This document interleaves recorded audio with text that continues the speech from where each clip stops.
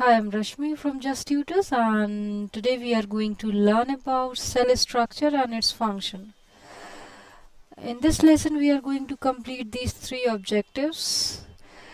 We have introduction of cell, and we have organism shows variety of shape, size and cell number, and we have also a little more in discussion on cell number. Before discussing these three, we have a pre-assessment. So please go through with all these questions that will help you to learn the lesson better. So after finding your answers, you can check the correct answer from the given words on the slide. Now let's proceed further, and we have a little introduction of cell here. The body of living organism is made up of small structural units stick together to form the body. Structure of a cell is much similar to the bricks of a wall. For getting a better idea, you can see the picture at the bottom, that in the left hand side we have a wall of bricks, and in the right hand side we have a picture of a cell.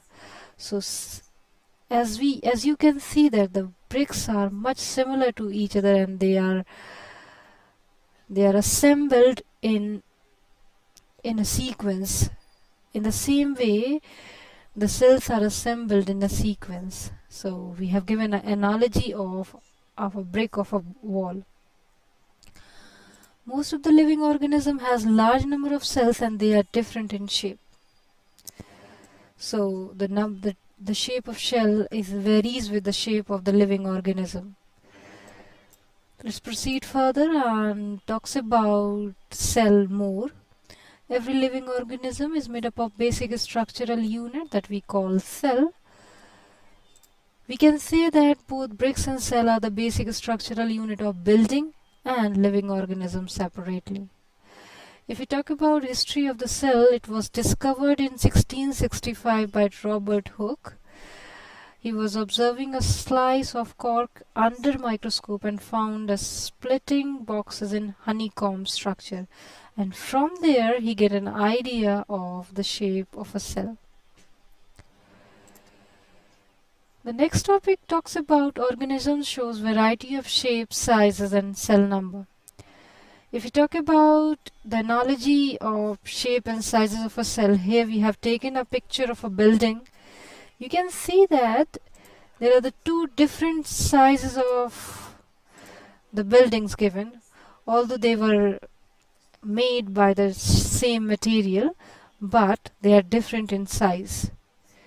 So they all are made up of similar bricks, however they're different in their sizes, shapes and design. The same thing with the living organism. If they are different in sizes, the number of cells will differ in them. Moving ahead, and the next thing is number of cells. So number of cells in any living organism is directly proportional to the size of the organism.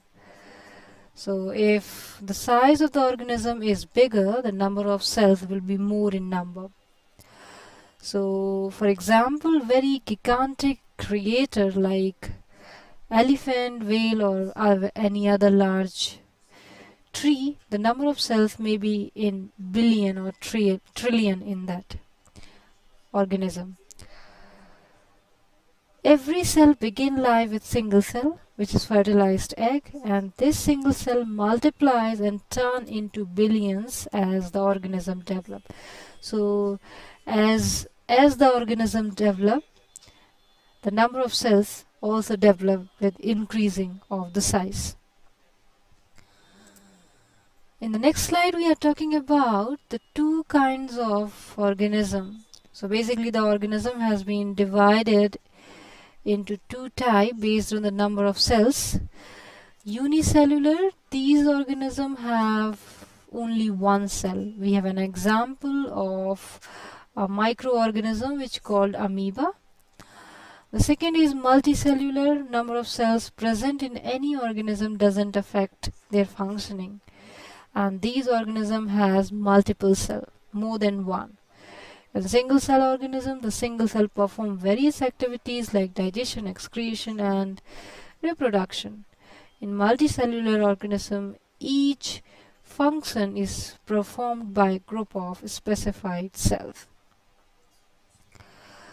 So here we have seen a little bit difference in between unicellular and multicellular organism.